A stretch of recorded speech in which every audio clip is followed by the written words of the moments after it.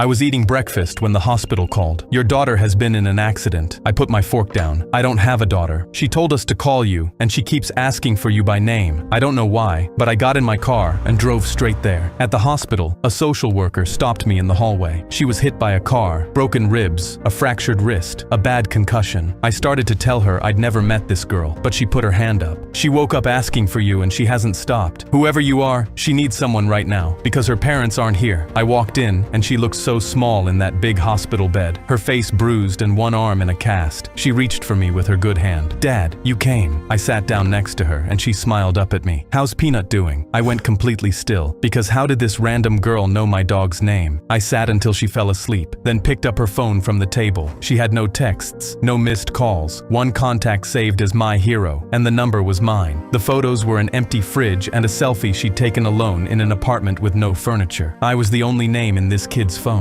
I found a nurse and asked if anyone had heard from her parents. They said they're not coming back from their cruise. She's stable and someone's already there. Someone was me. I set the phone down and sat in the chair by her bed all night. When she woke up and found me still in the chair, she started crying. I know you're not my dad. For a second I couldn't say anything, so I just let her talk. I found your videos, the ones about getting through hard times, and I watched everyone because you were the only thing that helped when home got bad. She picked at the frayed edge of her cast, still not looking at me. When they asked who to call, you were the only number I wanted. You can go. I know this isn't your problem. I thought about the empty fridge, the bare apartment, and the parents who wouldn't come home from their cruise. I pulled my chair right up to the bed and took her good hand. I'm not going anywhere. That afternoon, I told the social worker I wanted to report the neglect and start the paperwork to foster her. 6 weeks later, she was unpacking boxes in her new room. Her parents didn't fight the paperwork. Peanut kept stealing socks out of the box, and she kept chasing him around the room, laughing.